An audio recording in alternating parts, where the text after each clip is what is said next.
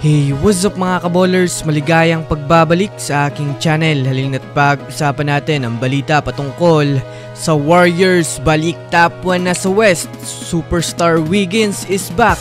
At ang balita patungkol sa gumagalaw na nga daw ang Lakers para makakuha na ng bagong big man. Tara na't pag-usapan natin yan dito sa Basketball Hot Shots.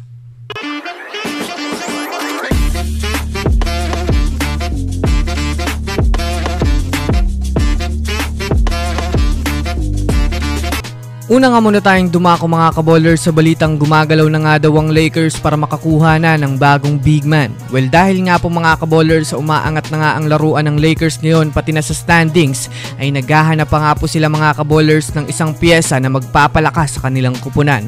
Katulad na lamang nagpagkuha nga po mga kaballers ng isang player na big man na siya namang magbabalik at tutupad sa plano ng Lakers na maging power forward ulit si Anthony Davis.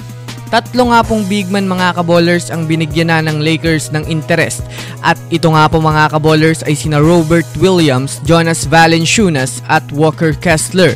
Ayon nga po sa inilabas na balita ni Jovan Buha ng The Athletics, kasalukuyan na nga pong nagdesisyon na si Rob Pelinka na kumuha na nga po mga kaballers ng panibagong sentro upang mapalakas na ang kanilang frontcourt at makabalik na kagad ang Lakers sa pagiging championship contender.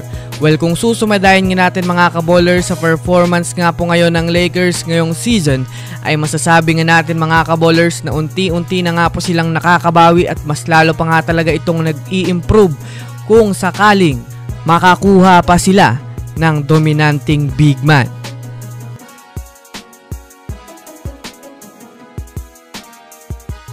Samantala, dumako naman tayo mga kaballers sa balita patungkol sa kupunan ng Golden State Warriors. Sa ngayon nga po mga kaballers, sa naging panalo nga nila sa Hawks ay kasalukuyan na nga po silang bumalik mga kaballers sa number 1 team sa Western Conference. Ito ay dahil na rin naman nga po mga kaballers sa naging panalo nila ngayon.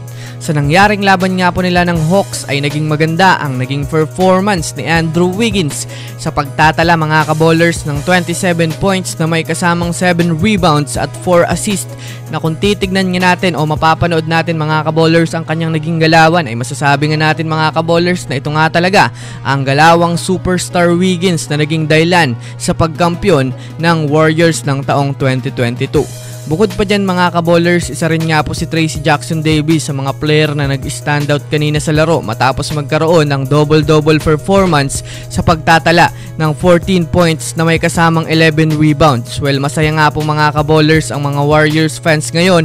Ito ay dahil na rin naman sa naibabawan na naman nga po nila ang mga team sa Western Conference. Good job, Golden State Warriors. So yun lamang mga kaballers, yan lang naman ang pag-uusapan natin ngayon. Pindutin ang subscribe and hit nyo na rin ang notification bell para sa mga susunod na updates sa mundo ng basketball. Again, this is Basketball Hot Shots. Thanks for watching.